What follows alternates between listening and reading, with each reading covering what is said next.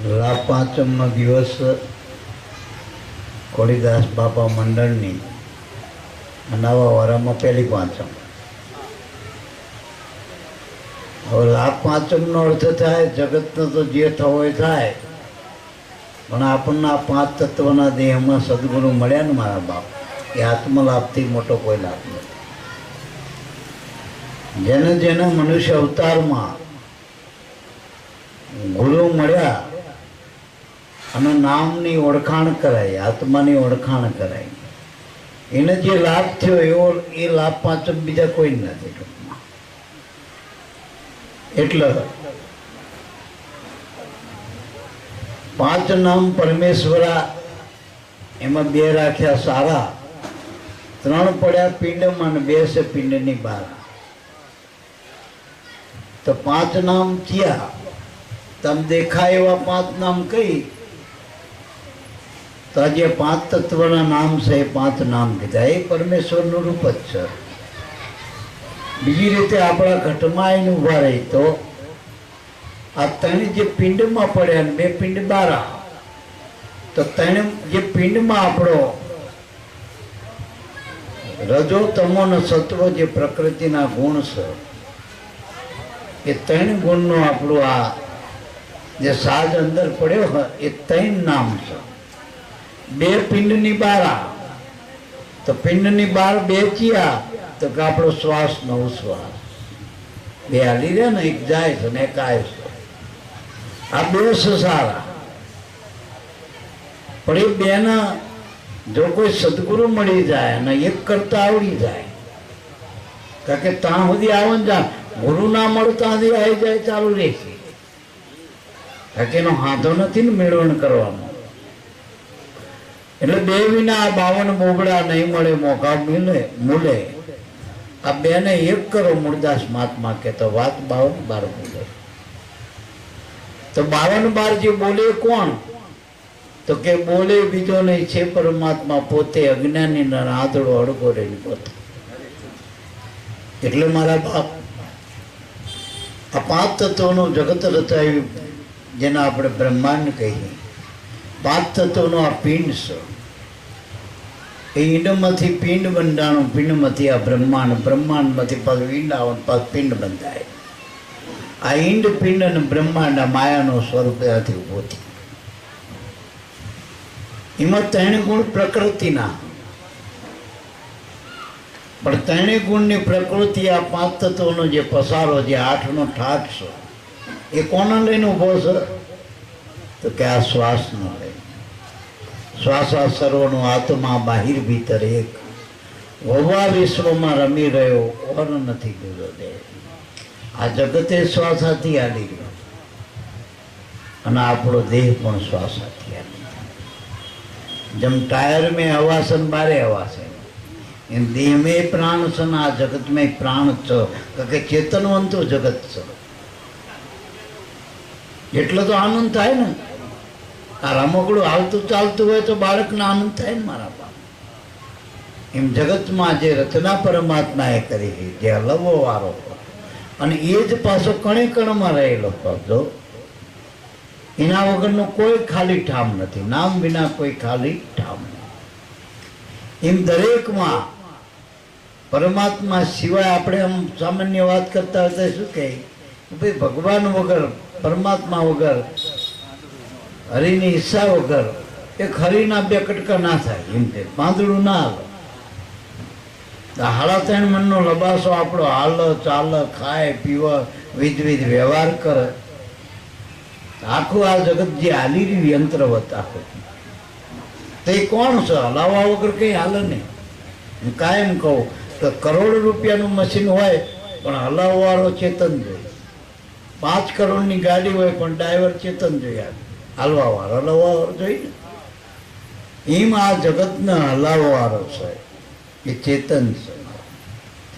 તો એ ચેતન આત્મા એ જ પરમાત્મા, પણ એની ઓળખાણ કરાવનાર સતોદેહમાં જ. કારણ કે લાઈટ અહીં અત્યારે પ્રકાશ આલે એટલે એક શેડો આટલામાં જ હોય, તો આ આપણને લાઈટ પ્રકાશ આપી રહી છે. એમ આ જગત આખું ચેતનવંતું, દેહ આખો રોમે રોમ ચેતનવંતો, તો એનો સોડો આપણામાં હોય, સીધી જ વાત છે. પણ એનો ઓળખનારા, ઓળખાવનારા જો એવા ગુરુ માલમી મળી જાય તો આપણો ફેરો સફળ થઈ જાય મારા, તો આપણને આત્મલાભ થાય. જય ગુરુ. તો આજ આપણે પુરુષોત્તમ બાપા, આપણે દાસ બાપાના નામથી ઓળખી અને એમના અર્ધાંગીની લીલાબા બે મળીને સદગુરુનો આદોર ધારણ કરી 40-45 વર્ષથી વળગ્યા રહ્યા આમાં આમાં આ બધું મંડળા. તો જો આજ એમના ઘરે આનંદ છે ને, આપણે આ ઉત્સવ કહેવાય. અને આ મંડળનું બોડે સજો આનંદ ઉત્સવ. ઉત્સવ આખું જગત ઉત્સવમય છે, પણ જે ગુરુનો ઘરનો જે આનંદ છે એ કંઈક ઓર છે, વિશેષ છે મારા. વસ્તુ પદાર્થોના આનંદ કાયમ રહેતા નથી.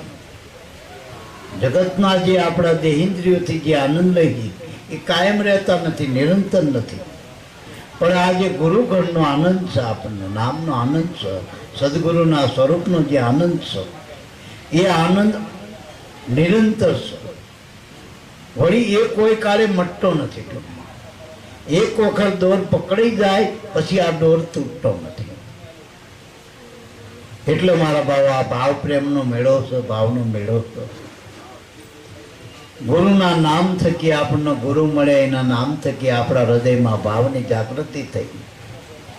જે અંધારું હતું, જે અજ્ઞાન હતું મનમાં, અને મનમાં અજ્ઞાન હતું એટલે કેટલું મેં કરી ગયું, અહંકાર, મોહ, મમતા, માયા, લોભ, ક્રોધ આદિ જે આપણા જન્માંતરો હતી, યુગાંતરો હતી, જે આપણું મોટામાં મોટું નડતર હતો જીવનો. હવે એ નડતર કાઢનારા સદગુરુ ભોવા મળે તો મેળ ખાય ને મારા. ક્યાંક અજવાળું થાય તો દેખાય ને જમસેમ, અને અજવાળું થાય તો નાચું ઉઘડે. તો ઘણાને ગુરુ મળ્યા. ગુરુ એટલે પ્રકાશ છે, જ્ઞાન એ પ્રકાશ છે. ગુરુનું સાચું સ્વરૂપ જ્ઞાન છે. ગુરુ વ્યક્તિ નહીં, ગુરુ સંપ્રદાય નથી. ગુરુ એટલે જ્ઞાન. જેમ સૂર્ય એટલે પ્રકાશ કહેવાય, ધરતી એટલે ઠેકાણું કહેવાય, આકાશ એટલે જેમાં રહીએ કે ભોલાડ મહિના આકાશ કહેવાય. ટૂંકમાં શબ્દ છે આકાશ. એમ ગુરુ એટલે પ્રકાશ. અને પ્રકાશમાં જો એવો આપણને પ્રકાશ મળે, પણ આંચું ઉઘડે એના ઉઘાડી હોય એના માટે પ્રકાશ બરોબર.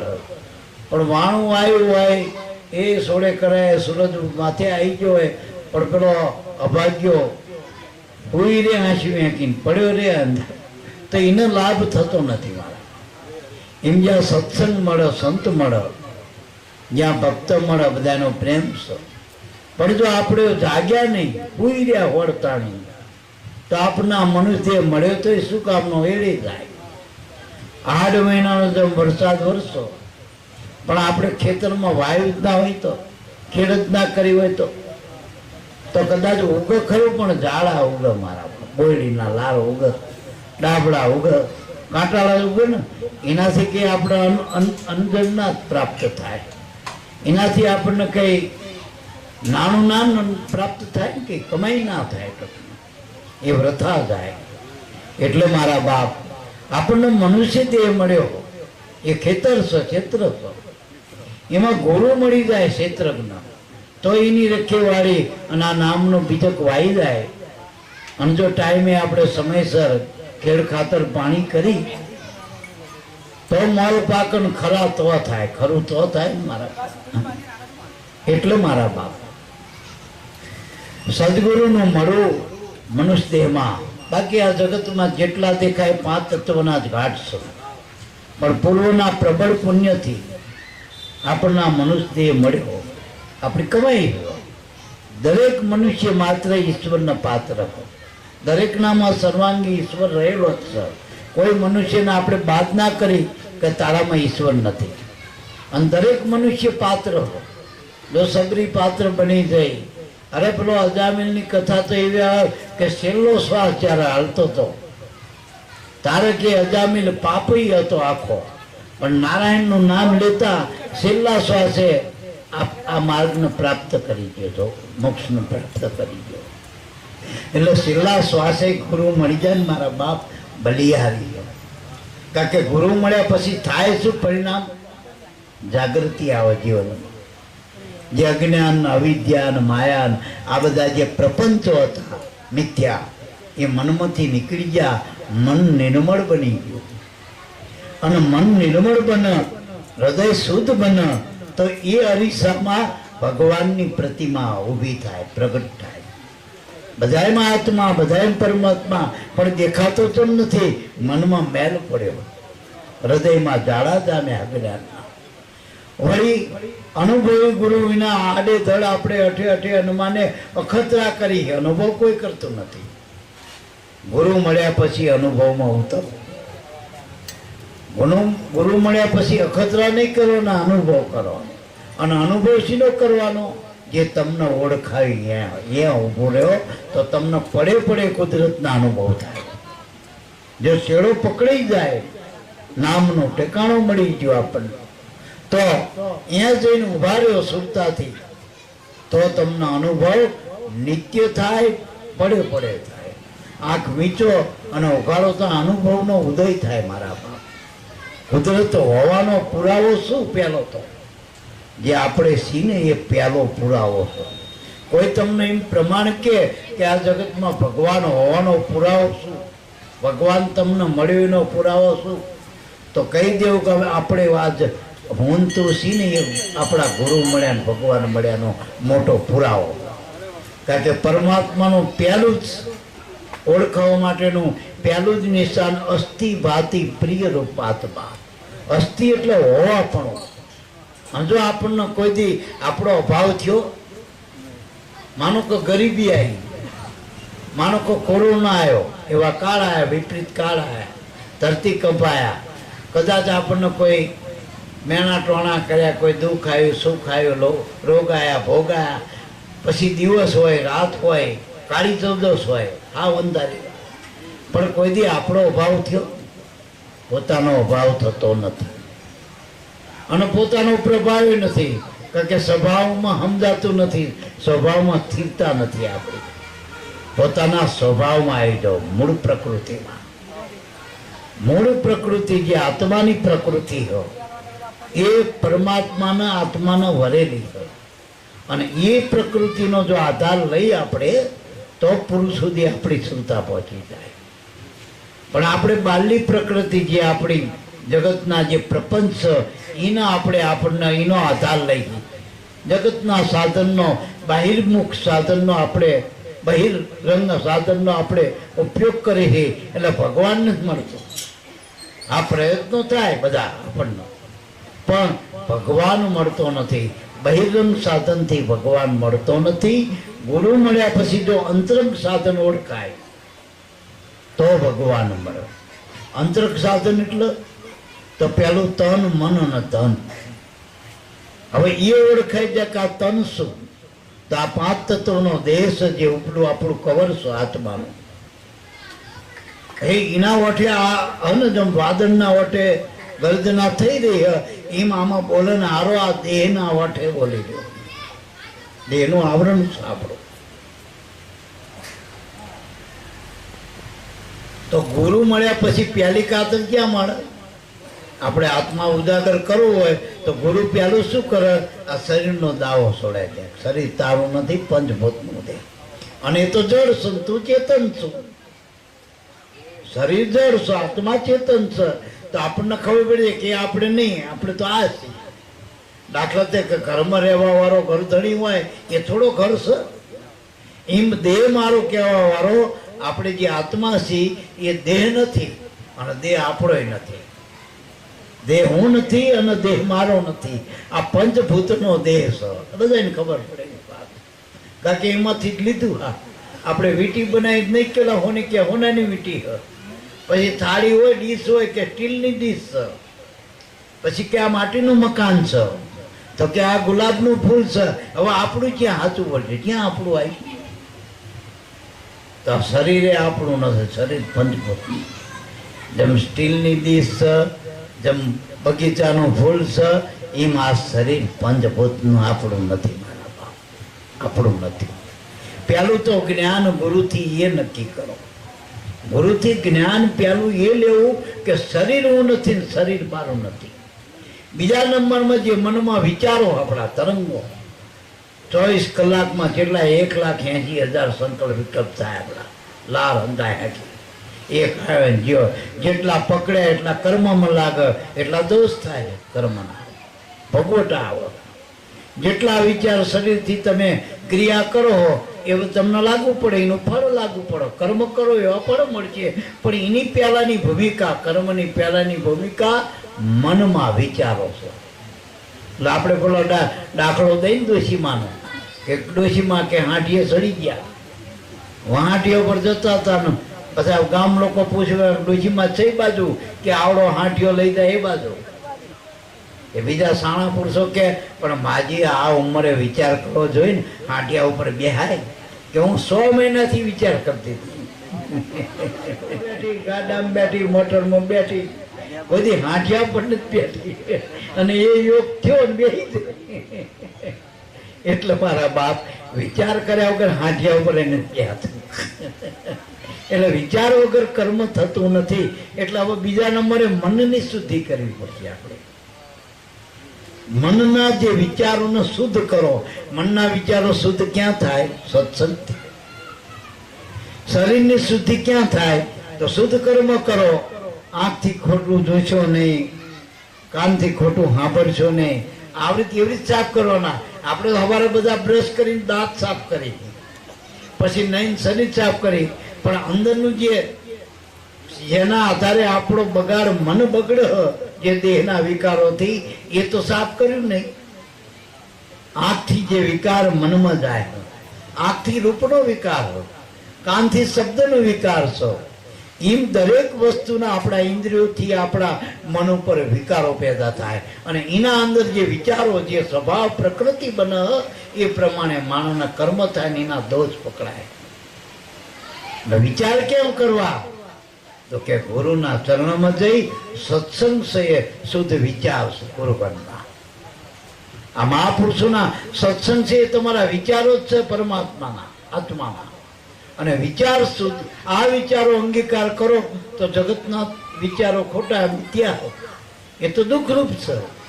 ગમે એટલું જગત માટે વિચારો, છોકરા માટે, જગત માટે, આખર તો મિથ્યા, જગત જ મિથ્યા. તો જગત પાછળ કરેલા વિચાર અને કર્મ ક્યાંથી આચા હોય? તો હવે તન તમારું નહીં. તન કહી દીધું ગુરુ મહારાજ આ પંચભૂતનું હતો, મારું નથી. તો પંચભૂત કોનું હતું? તો પંચભૂત ને અવિનાશી આત્માના, પરમાત્માના. આ ધરતી ઉપર કોનો દાવો? હાથ બોલજો અમેરિકા વાળાનો. આ સૂર્ય ઉપર કોનો દાવો? ચંદ્ર ઉપર કોનો દાવો? આકાશ ઉપર કોનો દાવો? કોઈ દેશ પરદેશના કોઈ વડાપ્રધાન કે આકાશ અમારું? બધાએ જેટલું દેખાય, જ્યાં જેટલું દેખાય, જેટલા વિચાર પકડ, એ બધું પરમાત્માની ખાલી સંકલ્પમાં એકોહમ બહુશ્યામ, એક સંકલ્પ માત્રથી આવે અનંત બ્રહ્માંડો રચી નાખ્યા. એક પલક મેં સભી હું આ ધરણી આકાશા. બધું એમાંથી એક જ સંકલ્પમાં પરમાત્માના આ બધું અનેક પ્રકારની રચના થઈ જાય. નકા આપણને વિચાર ના થાય આ દરિયો ખોદવામાં કેટલા દાડા થાય? હાચું બધું એક ઘરના પાયા ખોદો તો કેટલા મજૂરો ભેગા થાય. હા, એક સોસાયટીની બિલ્ડિંગ ઊભી કરવી તો કેટલું થાય? તો આ જગત એક જ સંકલ્પમાં, એક મનના પૂર્ણ માત્રથી આ બધું પરમાત્માએ રચના આપી કરતા. હવે મનના જે વિચારો કરો એ તમારા નથી, મન તમારું નથી. અને મન જો આપણું હોય તો મનના વિચાર ઈચ્છા કરો એવું બનવું જોઈએ ને મારા ભાવ. હવે મને ગુરુને આપી દો, તન ગુરુને આપી દીધું, મન ગુરુ. હવે ધન એટલે આપણું જે મારું માન્યું આપણું ધન, મારા છોકરા, મારું બૈરું, મારી મિલકત, છેલ્લે આ મારા શ્વાસા કહીને એ શ્વાસા આપણા નથી. શ્વાસા આપણા વચ્ચે રહેવા જોઈએ. હુઈ જવાનું જતા રહે, લે હરાતે હુતા મૂકીને જતા રહે.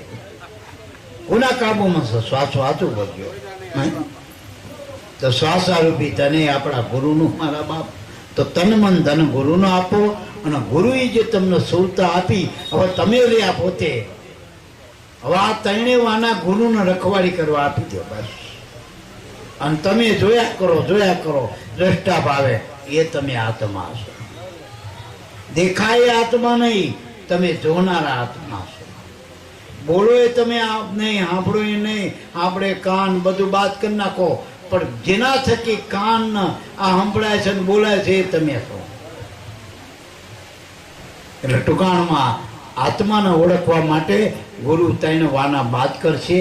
અને એના માટે આપણે સેવા, તનથી સેવા કરો, મનથી સત્સંગ કરો અને જે શ્વાસાથી સ્મરણ કરો. આ ત્રણ વાના ગુરુ ઘરના જે આપણને સાધન છે, બીજા બધા જગતના સાધન છે, જપ તપ તીરથ વ્રત, એનાથી મન શુદ્ધ થતું નથી, હૃદય શુદ્ધ નથી થતું, ઘણા થાકી ગયા બધા. પણ આ ત્રણ વાના ગુરુ ઘરના મળી જાય, સેવા સત્સંગ ને સ્મરણ અને ગુરુની જો રખેવાળી મળે તો આપણે આ બધા શુદ્ધિ થાય, તો આત્માની જમસેમ ઓળખાણ થાય અને તો લાભ પાંચમ થાય. બોલો સદગુરુદેવની જય.